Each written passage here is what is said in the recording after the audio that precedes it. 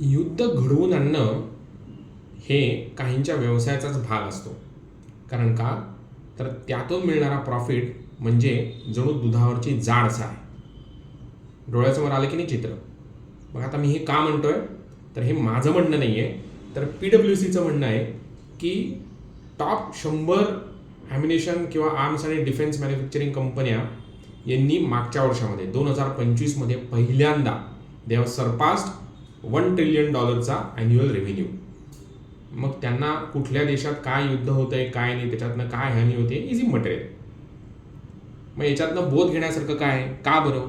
तर मागच्या 24 तासामध्ये पुन्हा त्याच ज्या बातम्या यायला सुरुवात झालेली आहे आणि आता होर्मुझचं आखात बंद झालेलं आहे असं काही जण म्हणतात. जहाजांवरती हल्ले होत आहेत, या बातम्या आपण वाचतो.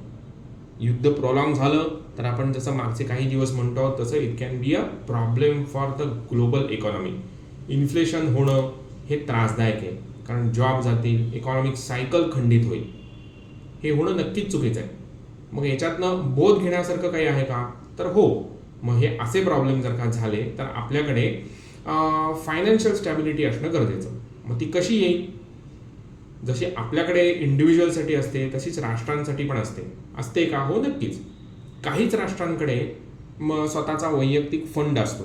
आता आपण जसं मागच्या वेळेला सोव्हरिन वेल्थ फंड या अंतर्गत ही सिरीज जी आपण राबवतो आहे त्या याच्यामध्ये काही राष्ट्र अशी आहेत की ज्यांच्याकडे स्वतःचा फंड आहे. आउट ऑफ 192 जे युनोचे मेंबर्स आहेत त्यांच्यापैकी फक्त 60 अथवा 65 राष्ट्र आहेत ज्यांच्याकडे स्वतःचा वैयक्तिक फंड आहे. असं का बरं? मला वाटतं की जसं शरीर, मन आणि पैसा एकत्र केल्यानंतरच स्टेबल फायनान्शियल इन्कम होतं, तसंच राष्ट्रांसाठी पण आहे. मग त्यांच्या ज्या काही योजना आहेत मग त्या याच्यामध्ये फिस्कल डेफिसिटवरती कंट्रोल करणं, ट्रेड डेफिसिटवरती कंट्रोल करणं, स्टेट फायनान्शियल चांगलं असणं, या सगळ्याचा एकत्रित परिणाम म्हणजे चांगला GDP. मग त्या राष्ट्रांमध्ये जर का आपण बघायचं झालं तर त्या याच्यामध्ये चीन आहे, ज्यांनी फॉरेक्स इन्कमच्याद्वारे चांगला पैसा मिळवलेला आहे. सिंगापूरचं अत्यंत चांगलं उदाहरण आहे. आज आपण बघूया किंवा रादर आजपासून आपण बघूया ते म्हणजे नॉर्वे या देशाने कशा पद्धतीने ॲन्युटी इन्कम स्वतःला तयार करून घेतलेलं आहे. नमस्कार, मी प्रद्युम्न सेवेकरी, तुम्ही बघतात BPS इन्व्हेस्टमेंट्स ऑनलाईन. मंडळींनो, Norway is a curious case of annuity income for the country. आजपासून हा आठवडाभर आपण त्याविषयी चर्चा करूया.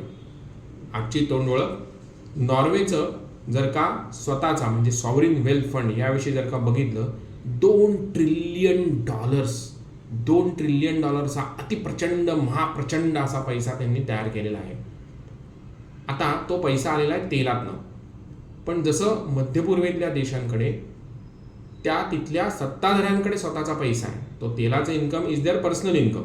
देशावरती प्रचंड कर्ज आहे. यांनी काय केलं, यांनी इन्स्टिट्यूशनलाइज केलं. काय? आलेला पैसा त्या ह्याच्यातनं आपल्याला ॲन्युटी इन्कम कशी मिळेल त्या दृष्टीने त्यांनी तयारी केली.